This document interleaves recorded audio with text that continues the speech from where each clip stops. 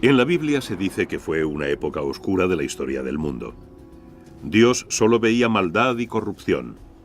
Era muy dudoso que la humanidad siguiera existiendo. El cuento de Noé y del diluvio es uno de los más bonitos del Antiguo Testamento. Se han presentado pruebas científicas que demuestran un fondo veraz. Pero muchos especialistas cuestionan esas pruebas. ¿Se llegó a dar un diluvio tan poderoso como para erradicar toda vida en la Tierra? ¿Es posible que queden restos del arca de Noé?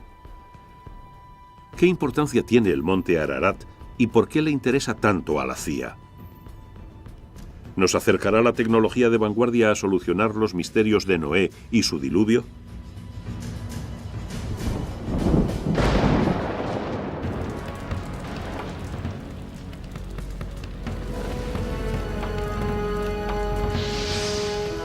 Los misterios de Noé y el diluvio.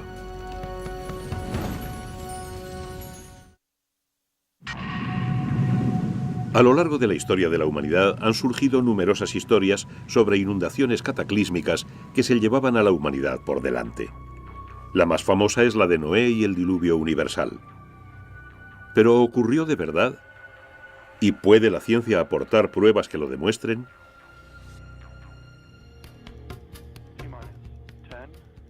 T-10, 9, 8, 7, 6, 5, 4, 3, 2, 1. Ignición y despegue. Despegue de un cohete Boeing Delta II que transporta el globo digital QuickBird, el mayor satélite comercial de alta definición del mundo. Las asombrosas cualidades del QuickBird han sido requeridas para resolver un misterio de más de 2000 años. Parte de su misión consiste en sobrevolar el monte Ararat, en el noreste de Turquía, de quien muchos dicen que fue el lugar en que acabó el arca de Noé. Tercera fase. Confirmamos el giro en el vídeo. Nos ha salido una separación bonita y sin pegas. Se espera que la captación de imágenes por satélite revele de una vez por todas los secretos que albergan las laderas del monte. El QuickBird es solo uno más dentro del desfile tecnológico que desde hace 50 años examina este remoto y vedado lugar. El 17 y 18 de junio de 1949, un avión del cuartel general de la Fuerza Aérea Norteamericana en Europa volaba en misión secreta de reconocimiento en paralelo con el monte Ararat, en Turquía, a unos 4.200 metros. En el curso de esa misión captaron una enorme anomalía que sobresalía como saliendo del hielo. Es muy rectangular, muy ancha y presenta unos puntos negros simétricos. Hay puntos simétricos en esta anomalía, que muy bien pudieran ser cuevas o algo más interesante. Las fotos de 1949 se tomaron al principio de la Guerra Fría. Aunque su intención era localizar posiciones militares soviéticas, la cámara del B-29 captó inesperadamente una gigantesca anomalía que sobresalía del casquete de hielo del monte Ararat a unos 4.700 metros. Hubo infinitos rumores por todo Washington sobre si la CIA estaba investigando el caso de la llamada anomalía del Ararat. En los siguientes 20 años se siguieron tomando fotos de la anomalía desde aviones y desde satélites. Todas se clasificaron alto secreto. Sin embargo, la CIA nunca ha reconocido oficialmente la existencia de tal anomalía. El monte Ararat está en el más remoto rincón oriental de Turquía, justo al lado de Azerbaiyán, Armenia e Irán. Desde el punto de vista geoestratégico, no es buen barrio. La antigua Unión Soviética queda a unos 18 kilómetros y tienes a Irán a 29 kilómetros. De modo que el monte Ararat ha sido una zona militar restringida en los últimos 50 años. El monte Ararat en sí mismo alcanza los 5.200 metros, por lo que es un pico muy impresionante, muy ancho. En términos de volumen, puede que sea una de las montañas más grandes de la Tierra. Dada la altitud de la montaña, se producen todo tipo de variaciones climáticas según se asciende. Está recubierta de nieve la mayor parte del año, a veces con numerosas capas de hielo. Al pasar los años, se van formando capas de hielo una sobre otra, de modo que buena parte del hielo está formado por capas de hielo que se han ido depositando. Observarán que hay muchas nubes en esa zona. Es una característica bastante permanente. El clima del monte Ararat es muy difícil de determinar y ha sido otra de las características que han impedido que expediciones a gran escala visitaran la zona. A pesar de las brutales condiciones, algunos han arriesgado sus vidas por saber qué había en la montaña. En el 275 a.C., el historiador Berosus declaró que había un barco en la cima del Ararat. Incluso en el siglo XIII, el muy viajado Marco Polo afirmó que había visto el arca de Noé allí mismo. Muchos otros siguieron sus pasos. ¿Por qué se pone la gente a buscar algo? Quiero decir, ¿por qué limitarnos al arca? También hay gente que busca el grial. Hay quienes buscan la Vera Cruz. A la gente le encanta tener algo tangible en lo que puedan poner la mano. Si se pueden encontrar piezas del barco y se pudiera estar razonablemente seguro de ellas en Turquía o en el monte Ararat, estaría demostrado más allá de toda duda razonable que la historia ocurrió. Entonces reflejaría adecuadamente la palabra de Dios. Si pudiéramos apuntar exactamente dónde se encuentra el arca, entonces sabríamos con seguridad que el texto bíblico es un auténtico texto histórico. El primer buscador moderno del arca fue un profesor alemán, el doctor Friedrich Parrot. En 1829 visitó el monasterio de Smyatzin, al pie del monte Ararat. Declaró que los frailes le habían enseñado maderas, manuscritos y objetos originarios del arca de Noé. Su libro impulsó a muchos otros a realizar el duro viaje a la montaña para ver lo que allí había. En 1955, el industrial francés Fernand Navarra, acompañado por su hijo, escaló la ladera noroeste del monte Ararat en busca del arca. Entraron por una falla del glaciar y descubrieron un trozo de madera de 1,5 metros. No se trataba de un tronco, sino de un trozo obviamente cortado con una herramienta. La película de Navarra y su libro El arca de Noé, Yo lo toqué, provocaron una sensación internacional. Pero el descubrimiento se había realizado a más de 300 metros por debajo de la anomalía del Ararat. Y cuando se realizó la datación por carbono, se llegó a la conclusión de que era de los siglos IV o V antes de Cristo, es decir, demasiado reciente para venir del diluvio. La llamada de Dios también ha hecho subir a muchos otros por la helada ladera del Ararat. Mi amigo James Irwin fue el piloto del módulo lunar del Apolo 15. Caminó sobre la Luna y allí recogió muestras. Mientras paseaba por la Luna, se fijó en una piedra especialmente brillante y blanca.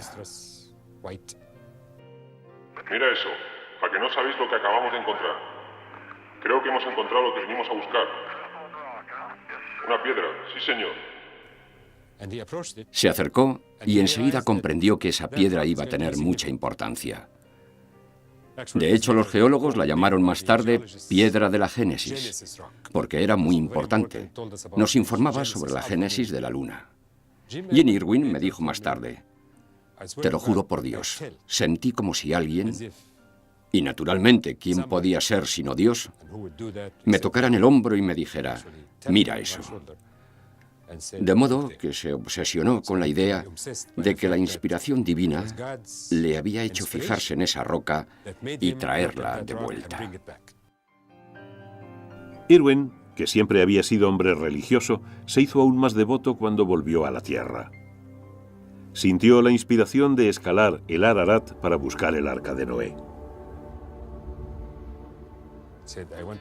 Me dijo, subí y no pude escalar ni por allí ni por allá, pero juro por Dios que vi una gran extensión, como sobrelevada en el centro y con costillas alrededor, como si se hubiera cogido en esa gran barca y se le hubiese dado la vuelta y la hubiesen dejado allí en donde dejó marcas. Hizo un segundo viaje para tratar de alcanzar esa zona, pero desgraciadamente se cayó en ese segundo intento y al final murió de sus heridas. De modo que hay gente que cree firmemente en esa idea. Él fue uno de los que tuvieron que ir para demostrarlo. y le costó la vida.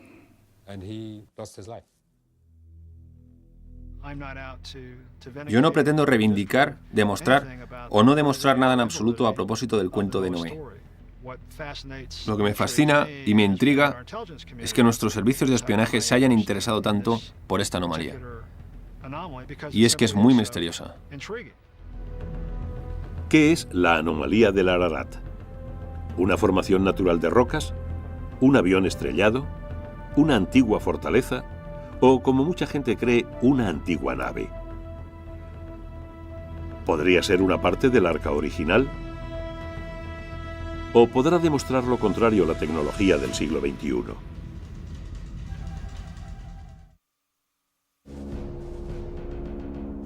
En 1949, durante un vuelo de reconocimiento secreto, un avión espía norteamericano fotografió accidentalmente un extraño objeto en la helada cima del monte Ararat. Las fotografías de la denominada anomalía del Ararat fueron inmediatamente clasificadas como alto secreto. Durante años, el profesor de Derecho Porcher Taylor ha luchado para que se hicieran públicas. Cuando yo era cadete en la Academia Militar de West Point, circuló por los pasillos un informe no oficial, supuestamente de la CIA, según el cual uno de nuestros pájaros estratosféricos había hecho un vuelo de reconocimiento por el corredor turco-soviético. Y lo que vieron eran como 3 planchas curvadas o estructuras que sobresalían unos 10 metros de la nieve y que parecían formar, o al intérprete fotográfico le pareció que formaban, la proa de un barco. Este informe, mucho más basado en rumores que en hechos, disparó una larga y ardua investigación para descubrir la auténtica naturaleza de la anomalía del Ararat. Mis conversaciones, tanto oficiales como no oficiales, con miembros del espionaje fueron muy fascinantes, muy sinceras y muy intrigantes. En respuesta a mi petición, según la Ley de Libertad de Información, el Servicio de Información de la Defensa me entregó 5 imágenes en 1995. Las fotos 2, 4, 5, 6 y 23 de aquella misión en concreto. El Dr. Farouk es uno de los más eminentes geólogos del mundo. Trabaja en la Universidad de Boston y dirige el muy prestigioso Centro de Sensores Remotos. Tuvo la amabilidad de unirse a mi proyecto cuando le pedí concretamente que actuara como analista de imágenes independiente y racional. Las fotos de la Fuerza Aérea eran cualquier cosa menos claras. Se tomaron a distancia y oblicuamente desde un ángulo. Y la resolución cambia totalmente de cuando miras algo que está cerca del avión a cuando lo miras desde muy lejos. Así que no había nada consistente en esas imágenes.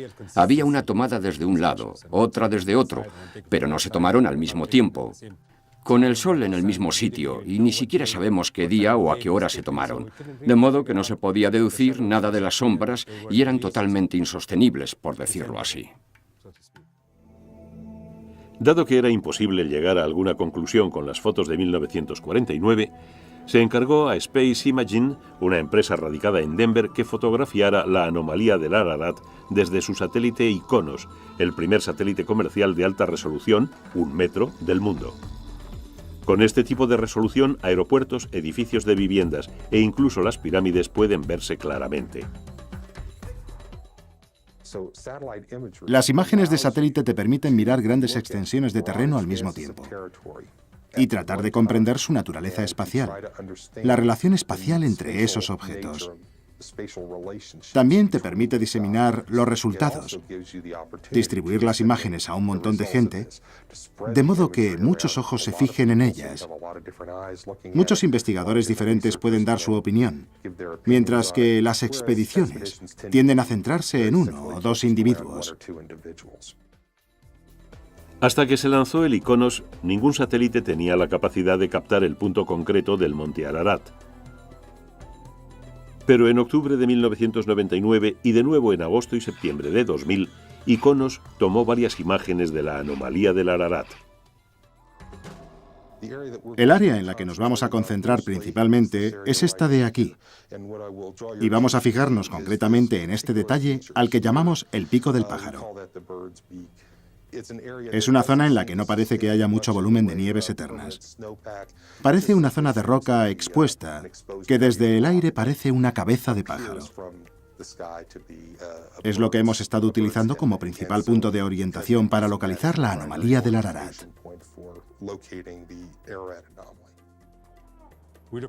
Primero observamos la imagen terrestre que cubre toda la región, de modo que podemos ver la topografía y su relación con el ángulo de incidencia del Sol y, por tanto, con las sombras. Eso es importante. Mucha gente no lo tomaría en consideración, pero es muy importante. Empecé a investigar el Ararat y cómo caían las sombras en las diferentes cornisas. Estamos mirando a una cresta volcánica. La anomalía y dos zonas en las que hay marcas representadas por un entorno de terrazas nevadas, y en esta zona una corona de nieve. De modo que lo que estamos viendo es una anomalía. En otras palabras, algo de lo que no sabemos nada en esa zona. Y se ha sugerido que todo esto es fruto de la mano del hombre. Porque sabemos qué día y a qué hora se tomaron, podemos medir y calcular, si tenemos el ángulo de incidencia del Sol, la longitud de la sombra. Nos resultó muy fácil mirar estas imágenes de satélite e interpretarlas en tanto que geólogos. Puede ser una simple sombra, puede ser algo, puede ser roca desnuda o algo que está encima de la nieve. Pero debo decir que esta última posibilidad es muy improbable. Cualquier cosa que se haya posado sobre la cresta o que se haya construido sobre la cresta debería de estar cubierta desde hace tiempo por la nieve que ha caído después. De modo que todo lo que busquemos por aquí tiene que estar bajo la nieve, no encima de la nieve.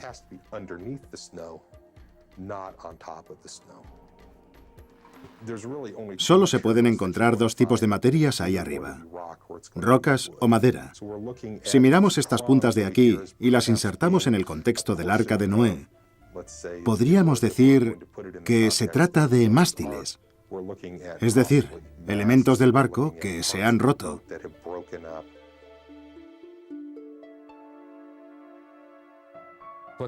Lo que estamos viendo son juegos de sombras sobre cornisas de roca y sombras de montículos de nieve. Para mí no hay duda. Mi primera impresión, es decir, si alguien me apuntase a la cabeza con una pistola y me dijese que tomara una decisión de inmediato, es que probablemente son de origen natural. Estamos mirando a una sutil interacción entre la nieve, los ángulos de luz, las nubes, la escabrosidad de las rocas, etc. Puede que esté ahí. Yo no puedo afirmar que no esté. Todo lo que sé es que, basándonos en las imágenes que hemos visto, eso no es. Desde 1991, el gobierno turco ha cerrado el acceso al monte Ararat por razones de seguridad. Todo esfuerzo que pretenda revelar los secretos ocultos de la montaña requerirá una tecnología más avanzada. Durante siglos, la fe religiosa predominó sobre la ciencia en todo lo referente al Arca de Noé. Muchos creyeron que la narración bíblica era un documento histórico fiable sobre acontecimientos reales. Pero esta antigua tablilla descubierta en el siglo XIX nos muestra una prueba irrefutable de lo contrario. Demuestra que el cuento de Noé y el diluvio no era el original, sino que fue inspirado por otro cuento mucho más antiguo.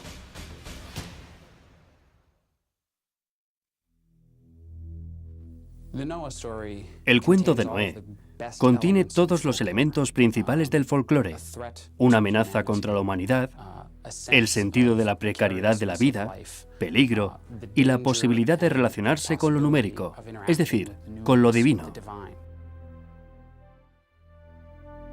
Este cuento bíblico sobre el mal, el castigo, la supervivencia y el renacimiento se ha convertido en un elemento esencial de la historia sagrada de la civilización occidental.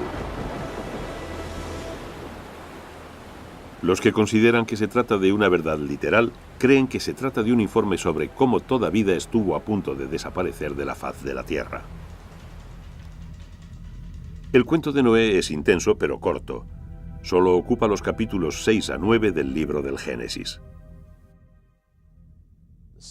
Este Dios bíblico tan particular toma la decisión de hacer algo con la humanidad, porque ésta se inclina hacia el mal. Y si nos queda alguna duda al respecto, basta con leerse el capítulo 8. Es la continuación inmediata de otros dos cuentos igualmente famosos. El primero, la historia de Adán y Eva en el paraíso y de sus hijos, Caín y Abel. Y por supuesto del fratricidio que comete Caín matando a Abel. Hay algo malo, algo profundamente perverso en la naturaleza humana. ¿Cuáles son las consecuencias de ello y cómo eliminarlo? La Biblia insiste mucho en que esa divinidad no es arbitraria. No es que decida matar a la gente y destruir el medio ambiente porque se levante un día con el pie izquierdo o por mero sadismo. Las historias bíblicas se esfuerzan mucho por demostrar que Dios fue provocado. Y decide salvar a lo que podríamos considerar lo mejorcito de una mala tropa. Noé resulta ser un buen tipo para ser humano. Ya me entiende. Entonces le dice a Noé que construya el arca. A lo largo del tiempo, infinitos artistas han intentado plasmar la impresionante nave de Noé. Quizá la visualización más vívida sea la de un alemán llamado Kircher. Sus dibujos, realizados en 1675, son tan detallados, tan concretos, que es como si hubiera estado allí para presenciar la botadura. En cuanto el arca se terminó, Noé introdujo en ella una pareja de cada especie. Lo que está en juego es la vida humana y la vida de los animales, y el objeto que va a mantenerlas es, por supuesto, una barca. Ahí están los dos motivos principales, el barco y el conjunto de la vida. Es un momento dramático, porque la humanidad pende de un hilo. ¿Sobrevivirá la humanidad o morirá? Al principio del diluvio, se abren las puertas del cielo y las aguas empiezan a caer. Esta es una poderosa imagen que deja atrás lo abstracto del asunto para darte una sensación de horror.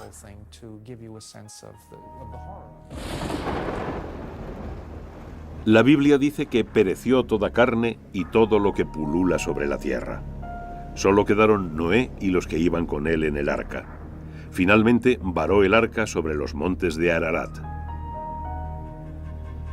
Noé envió primero a un cuervo y luego a una paloma para encontrar tierra firme. La paloma volvió con una rama de olivo, señal de que las aguas habían descendido. Noé y su familia salieron del arca para saludar a ese nuevo mundo feliz. El cuento de Noé y el diluvio es indudablemente potente, pero ¿es cierto? ¿Dónde, cuándo y cómo se originó? Incluso en su época era un icono cultural, mucho antes de que el primer narrador bíblico cogiera su cálamo y se pusiera a escribir la versión bíblica. Tenía ya siglos de antigüedad. Los retazos de tradición oral son como un mosaico que puede ensamblarse de diferentes maneras. La cultura hebrea los recibió de otras culturas orientales y finalmente los cristalizó, por decirlo así. Ordenó el mosaico en una nueva configuración acorde con su propia tradición. ¿Cómo se comunicaba la gente? Está claro que tuvieron que comunicarse hablando unos con otros. Tienen que haber existido ancianos, y en la Biblia así se dice, que actuaran de narradores y cuya preeminencia política y social se basara en el hecho de que eran los guardianes de las tradiciones de la comunidad. Las primitivas historias de la Biblia se fueron transmitiendo de generación en generación durante miles de años antes de que fueran puestas por escrito alrededor de 1200 a.C. Curiosamente, en el texto escrito aparecen numerosas repeticiones e incoherencias.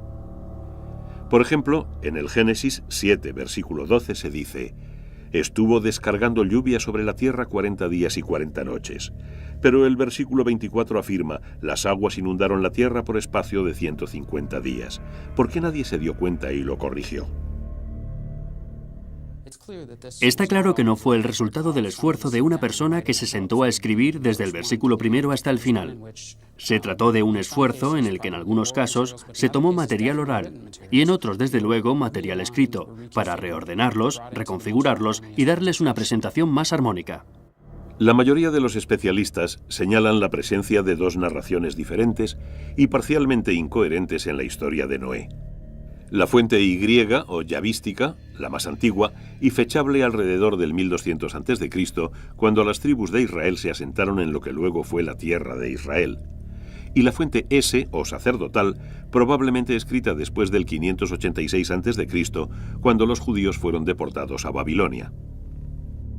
Lo que leemos actualmente en la Biblia de los Hebreos o Antiguo Testamento es una combinación, un esfuerzo por reunir las dos fuentes, Y y S, de modo que cuando se lee la historia se encuentran aparentes contradicciones.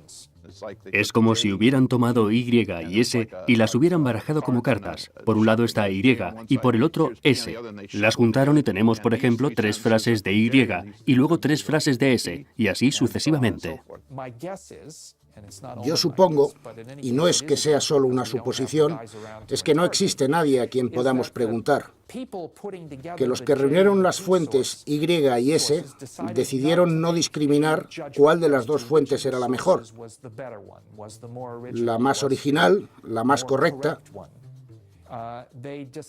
Decidieron juntarlas y que el lector o el oyente tomara su propia decisión, o bien insertar algunas marcas que están más allá de mi capacidad racional de comprensión para indicar cómo debían armonizarse. Los cuentos sobre el diluvio son comunes a numerosas culturas de todo el mundo. Solo en África estos mitos son relativamente más escasos. Hasta el siglo XIX los estudiosos estuvieron seguros de que la Biblia contenía la quinta esencia de la historia del diluvio, la fuente de la que habían salido todas las demás. Pero en 1853 se realizó un sorprendente descubrimiento que llevó a los especialistas a admitir que todo lo que sabían era erróneo. En las ruinas de la Biblioteca Real de Nínive, en el actual Irak, se desenterraron unos 25.000 fragmentos de antiguas tablillas babilónicas. Se fecharon alrededor de 1700 a.C., es decir, unos 500 años antes de que se escribiera el Antiguo Testamento. Las tablillas estaban escritas en una escritura llamada cuneiforme. Cuneiforme significa de forma triangular, y es la palabra que utilizamos para referirnos a la manera en que se escribía normalmente en tablillas de arcilla, en las que se escribía con una caña de junco. Se le dio este nombre porque los elementos individuales de cada signo parecen un triángulo alargado. En 1872, George Smith, un investigador del Museo Británico, se puso laboriosamente a unificar y posteriormente a traducir los trozos de puzzle de las tablillas babilónicas encontradas en Nínive. Una noche, Smith se encontró con un pedazo más grande del que solo una cara era legible. Quedó asombrado al leer la historia de un hombre que construyó un arca para huir de una inundación devastadora, que montó a bordo animales de todo tipo y que envió pájaros para comprobar si las aguas habían descendido. Lo que Smith había hallado era un capítulo de un cuento mucho más largo, la epopeya de Gilgamesh, inscrita en arcilla no más tarde del siglo XVII a.C. Publicó su descubrimiento el 3 de diciembre de 1872 en una reunión de la Sociedad de Arqueología Bíblica de Londres. Al leer y descifrar todo ello, el efecto tanto en el individuo que leía como en el público fue fenomenal, porque aquí por primera vez, y prácticamente al pie de la letra, se encontraba la confirmación de que las historias contenidas en la Biblia también existían fuera de ella. La epopeya de Gilgamesh no fue la única narración mesopotámica sobre el diluvio descubierta por los arqueólogos. Otra historia, la sumeria, está fechada alrededor de 1800 a.C. Una tercera, la epopeya de Atrahasis, se inscribió en arcilla alrededor de 1700 a.C., pero en realidad es mucho más antigua. Todas estas historias cuentan cómo el mundo sufrió tal superpoblación de seres humanos que estos se volvieron demasiado ruidosos y los dioses no pudieron dormir. Para acabar con el ruido decidieron destruir la humanidad. Si se lee el cuento tal y como está escrito y no te informan de dónde proviene, sin duda se diría que viene de la Biblia. Es que es casi idéntico, es muy sorprendente. En muchos sentidos, estas leyendas mesopotámicas están estrechamente relacionadas con las bíblicas, no solo en la idea general de una inundación, sino incluso en algunos detalles concretos. Está la figura de Noé, que reúne a su familia y se sube a un arca, permanece en el arca durante un tiempo mientras el resto del mundo humano, se ahoga y el arca queda varada en una montaña. Hay algunos asombrosos puntos de contacto entre las dos que indican que no pudieron darse accidentalmente. Dependen de una fuente común o de una tercera tradición que ha pasado a ambas. Los parecidos son tan estrechos en términos de estructura general, de estructura episódica. Por ejemplo, el hecho de mandar pájaros para buscar tierra firme. Esto sucede en el relato bíblico y en el cuneiforme. Me resulta imposible concebir una situación en la que estos dos cuentos surgieran de manera independiente. Claro que esto plantea un par de preguntas adicionales. ¿Cuál fue el primero, el mesopotámico o el bíblico? Lo que está muy claro a propósito de las historias mesopotámicas, en particular la de Atrahasis, es que dos de sus versiones pueden fecharse muy precisamente, o con una precisión relativa a principios del segundo milenio antes de Cristo, de modo que no hay duda de que la tradición literaria mesopotámica que incluye estos dos relatos del diluvio es muy anterior a la hebrea. Ahí está el humo del disparo. Con esto hemos descubierto un material mesopotámico, del que sabemos que es mucho más antiguo que la versión bíblica. ¿Historias de diluvio cientos de años, si no miles, anteriores a la Biblia? ¿Cómo es posible? No hay duda de que esas historias están ahí, presentes en tablillas reales y legibles. Y no hay duda de que los pueblos cananeos y luego los israelitas conocían esas historias y sabían que eran buenas, es decir, que abordaban problemas fundamentales. La otra posibilidad en cuanto al Génesis es que fuera una historia incluida en las tradiciones del Génesis durante el exilio, cuando los judíos residían en Babilonia, e indudablemente tenía que haber gente entre ellos que conociera bien la cultura cuneiforme. La existencia de no uno, sino de 4 mitos sobre el diluvio hizo que muchos especialistas pensaran en la posibilidad de que se diera una inundación real sobre la que se basaron los cuentos. ¿Pero existió un gigantesco diluvio? ¿Y puede la ciencia demostrarlo?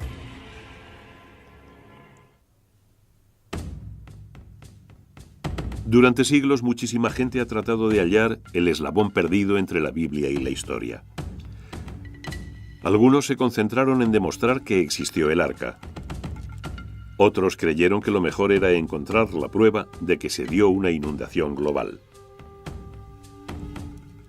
Entre ellos, Sir Leonard Bully, hijo de un pastor inglés y destinado a seguir sus pasos. En 1922 empezó a excavar en la antigua ciudad de Ur, antigua capital de Mesopotamia, situada actualmente en un rincón perdido de Irak. En 1929, Bully realizó un hallazgo inesperado.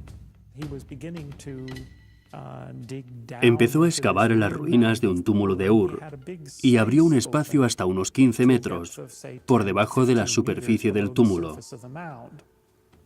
En ese espacio abierto vio la oportunidad perfecta de investigar los primeros periodos de la historia de Ur. Atravesó varios estratos de periodos de ocupación. Entonces, llegó a una capa más espesa de suelo estéril. No había nada. Ningún resto de ocupación humana. Bully atravesó la capa estéril y llegó hasta los estratos inferiores, que al igual que los superiores mostraban rastros de ocupación humana. La capa de suelo estéril era la prueba de que alguna catástrofe había obligado a los habitantes de Ur a abandonarla por un espacio de tiempo indeterminado. Llamó a varios de sus trabajadores, a varios de sus colaboradores, entre ellos a Max Mallowan, que luego se casó con Agatha Christie, y les preguntó qué pensaban que podía significar. No pudieron responderle nada. Y luego apareció su mujer, Catherine, un personaje muy interesante que Agatha Christie convirtió en víctima de asesinato en Muerte en Mesopotamia. Y Catherine dijo inmediatamente: está claro, fue el diluvio universal. Bully era un maestro de las relaciones públicas e informó al Times de Londres de inmediato. La noticia de que se habían descubierto nuevas pruebas de la existencia del diluvio de Noé se difundió a toda velocidad. Bully volvió a Inglaterra convertido en una celebridad. Trajo con él cajas de arena y de sedimentos del denominado estrato del diluvio, que luego vendió a un público enceguecido para financiar más excavaciones. Bully fue muy alabado por el significado de su descubrimiento. No creo que se mantuviera durante mucho tiempo, y en realidad no estoy seguro de que el propio Bully se lo creyera. Pero era un consumado artista de las relaciones públicas, y de una forma en que ningún investigador de campo lo había sido hasta entonces. Logró volver a enganchar al público con las excavaciones de Ur. Podría ser que en el mejor de los casos se hubiera descubierto una inundación local o regional, pero de ninguna manera una porción de cataclismo universal, como el que indican las historias mesopotámicas y bíblicas.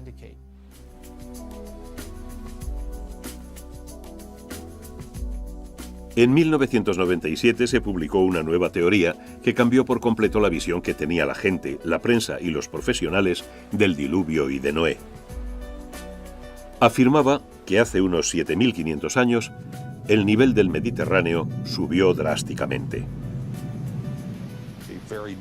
Supuestamente habría un paso muy estrecho que mantenía las aguas del Mediterráneo y a consecuencia de algún accidente sísmico, un terremoto o algo similar, el Mediterráneo rompió esa barrera y se desparramó por la zona del Mar Negro.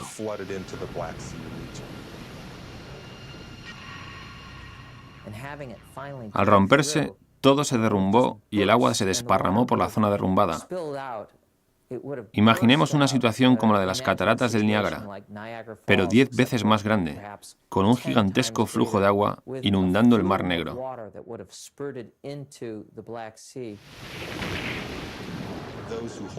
Los defensores de esta teoría piensan que al ritmo en que el Mediterráneo inundó el Bósforo, el nivel del Mar Negro subiría unos 15 centímetros diarios. Eso significa básicamente que cualquier asentamiento que existiera en la actual zona del Mar Negro quedaría anegado casi de la noche a la mañana. Tuvo que darse una pérdida de vidas masiva. Y eso habría sido considerado como un acto de Dios por la gente que vivía en esa época. Tuvo que afectar drásticamente a la ecología de la zona, porque está claro que se dio un cambio radical, de un lago de agua dulce a una ecología de agua salada. Eso tuvo que cambiarlo todo. Y probablemente no volvió a sentarse nadie alrededor del Mar Negro durante 1000 años después de la inundación.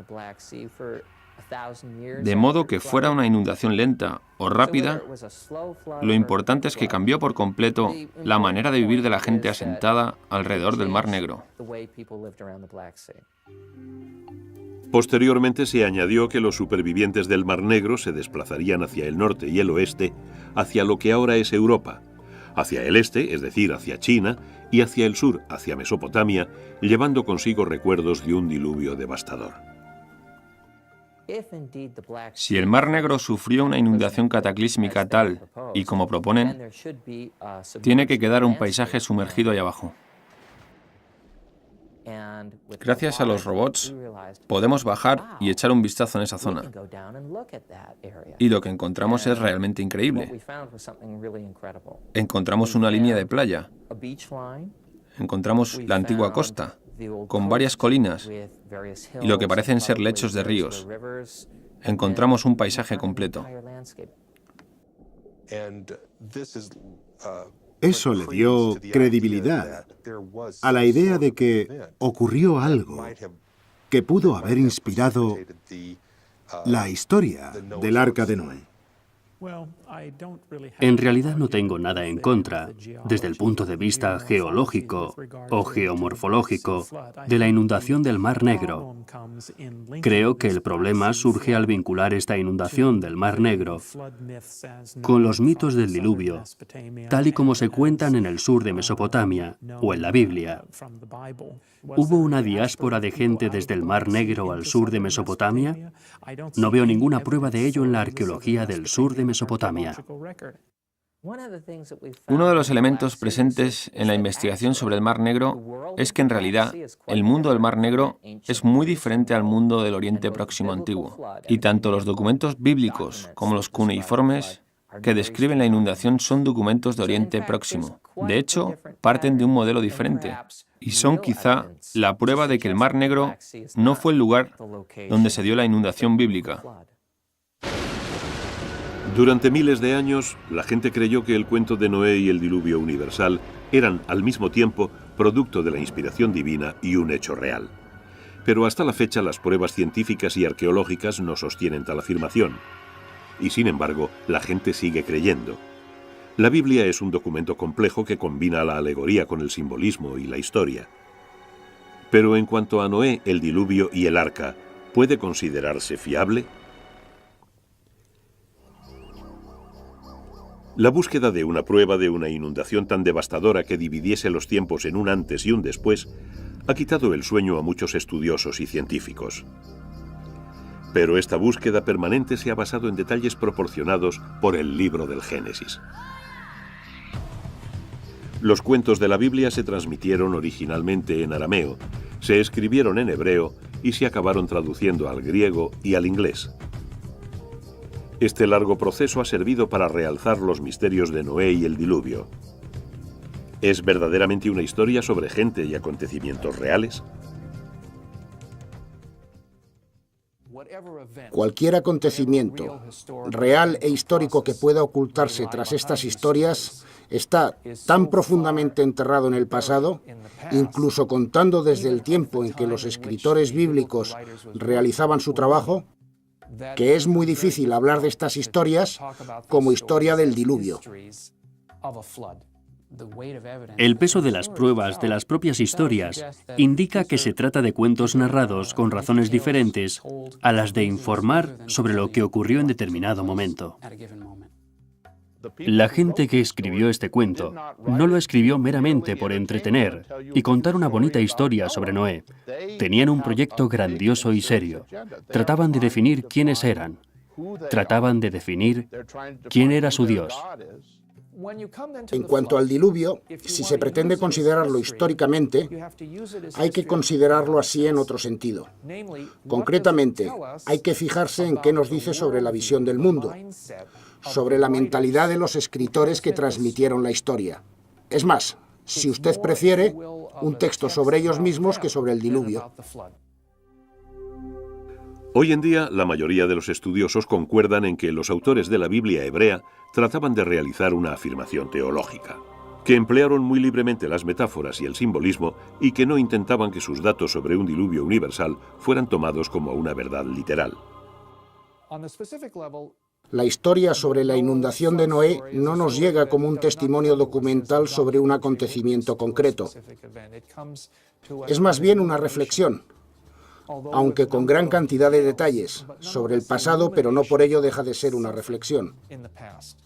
Para mí es muy probable que existiera una inundación global y cataclísmica, o que hubiera un superviviente elegido, o que todo ello sea algo más que una serie de bonitos e interesantes datos sobre la relación de la humanidad con el agua y con los dioses. Cuando la gente habla de inundaciones globales, sobre todo en los tiempos antiguos, está hablando de inundaciones que cubrieron la tierra que conocía.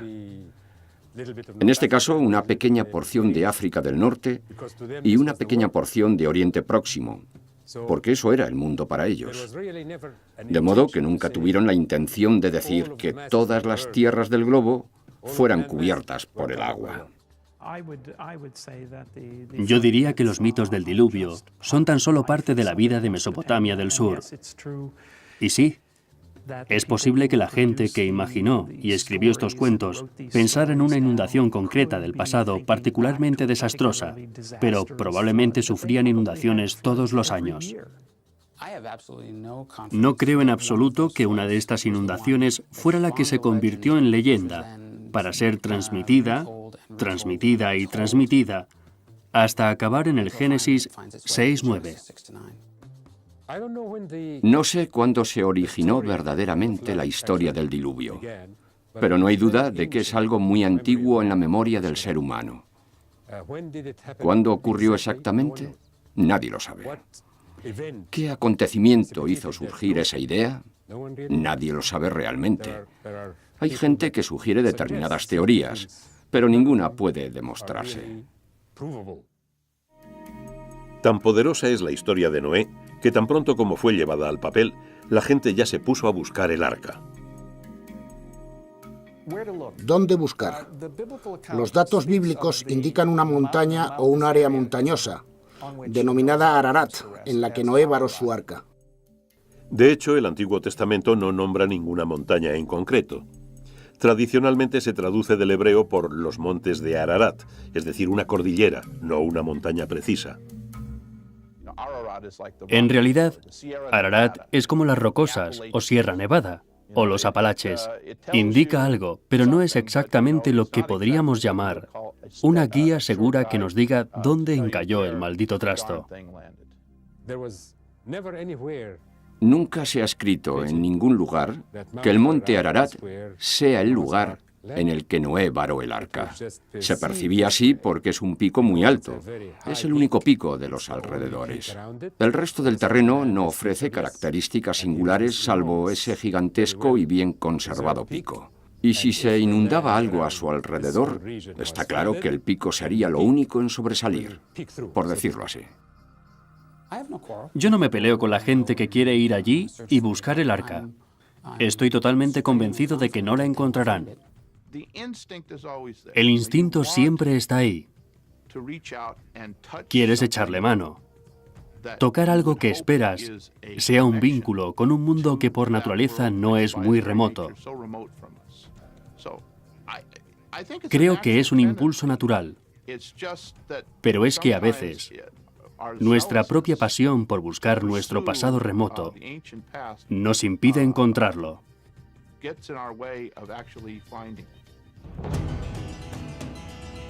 Pero al cabo de numerosos milenios sigue sin existir una prueba definitiva de la existencia de una inundación global, ni de la localización, ni siquiera de la existencia del Arca de Noé.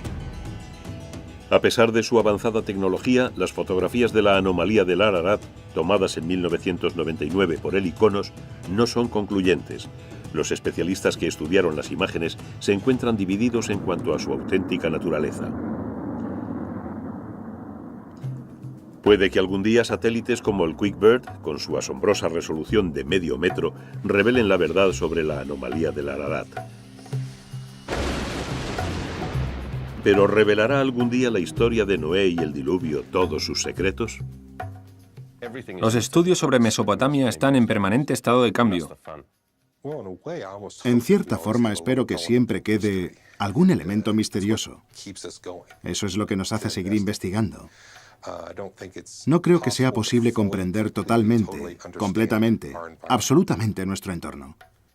Es el viaje lo que merece la pena, no tanto el resultado final. Esa búsqueda es parte de la exploración de la Tierra, de nuestro conocimiento del entorno, de nuestro país y nuestra región, y todo eso está muy bien, es estupendo. Esa es la belleza del misterio de esos cuentos. Siempre invitan al lector a plantearse nuevas preguntas a cada nueva generación. Tanto si crees en ello como si no, da exactamente igual, te afecta. Quiero decir que aunque hayamos llegado a dudar de ello últimamente, sabemos que los conceptos religiosos motivan grandiosas acciones, tanto buenas como malas en todo el mundo. No creo que lleguemos a un punto en que podamos decir que lo sabemos absolutamente todo sobre el pasado. Siempre queda una pequeña puerta abierta a un nuevo descubrimiento. Lo más seguro es decir, Dios sabe.